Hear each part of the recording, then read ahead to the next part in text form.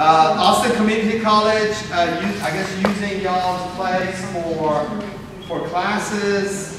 And again, we're going to have to do interlocal with Austin Community College. We do have a couple of interlocal with them. They're using Austin Recreation Center. And I know Jamie Stewart, actually, that does most of the classes. Then, yeah, we're going to work something out with the interlocal. Who can use the pools? It's open to the public. Then, because again, it's a neighborhood free pools, it's open to everyone. Okay, and we don't discriminate. One more question. Can I do this? It says if limited district is dissolved with the city that designated the pools as a municipal or neighborhood pools. As I stated, it will be neighborhood pools. That means we will not charge in the summertime, and we only charge in the wintertime. And it's again, it's 3-2-1, $3, $2, $1 per entry. Depends. You can buy season pass and everything else for the wintertime. I actually have a season pass to Be Betty. It's good at Be Betty Pool and maybe others. And the nice thing about a season pass, it never expires. You don't have to use it in that year. It's good until you use it up. Actually, that's not true. Well, that's what they told me. We got it. It's only, yeah. Actually, the season pass we have is $180. It's I got a card. Pass. I got a card that they punch. Yeah. Oh, no, that's okay. You have a punch pass. And we have 2 or 3 different mechanisms. There is a punch pass that's 20% off. And also there's a season pass for Barton Springs and for Deep Eddy, and also it pays for the parking at Barton Springs. And that's $180 per individual, or there's like a $200 some odd per family. I have a punch pass. Yeah. Yes. Never. No, that's right. That's good. It's almost like cash, what you have. Now, question number 27. We already talked about the events. Question number 28. I don't know who's the SkyHawk Sports. Now, I don't know if the sports for the kids or it's for adults, but they're offering sports training programs in the parks during summer months. Then basically what we have to do with that, we're going to have to do a contract with them. Then I don't know, some of these things I don't know what type of contracts district holding. And those are some of the logistics. Again, we're going to have to ask the district how much you're charging. Are you charging? If you're not charging, then those are some of the things that we're going to have to discuss. How do we hold you accountable? It's easy. You call the city manager's office and hold us accountable. You can call our parks director, and if she's not responsive, then you call the city manager. It's the same way. If city manager is not responsive, you call the city council. Okay, then it's basically our hierarchy is just any city and any program. Yes, ma'am. I'm hoping this is a really outside possibility, but the pool's being open to everyone and being frequented by a bazillion neighborhood children, pedophiles. I don't know. The other thing is the parks are, we have lovely parks, the parks being reserved by NAMA. By who?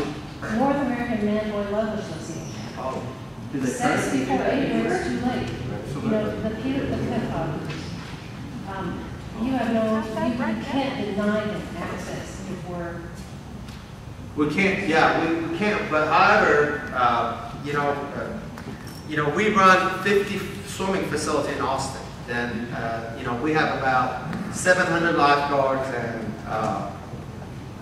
and really, we do train lifeguards on how to watch, how to be vigilant. And again, we do have some guidelines, and I just want to kind of go over it real quick. We don't allow anyone under age of 10 in our pools by themselves. They have to be with someone 15 and older. Okay? And the reason we do that is because what we noticed in a lot of incidents that took place in our pools, when you ask an 8-year-old or 9-year-old, especially when they injured or they're hurt, you ask them a question about their parents, where can we call them, how we can find them, they're having a hard time. And that's why we're kind of requiring someone older to come with them. And as far as ages 10 to 14 years old, we require them to pass a swim test. We want to make sure that they can swim before we let them into the facility.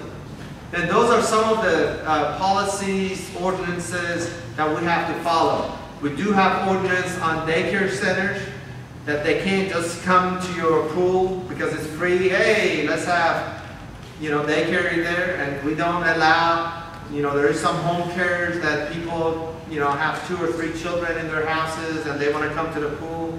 Those are, we're going to have to monitor, especially if they come in regularly and they're not really your parents, it's like they're babysitters and stuff. We really want to make sure that we capture all those. And those are some of the ordinances that posted on our website.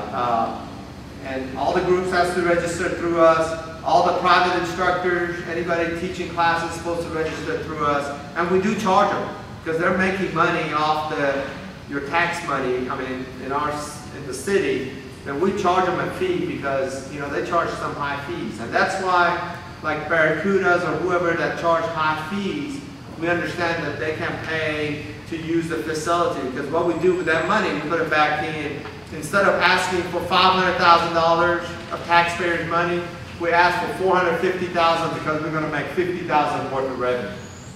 That's the way it kind of balances. Hey, on the revenue thing, the biggest question I think I came here to have answered tonight was, what does it normally cost the city of Austin to run a swimming pool? We call it a money pit.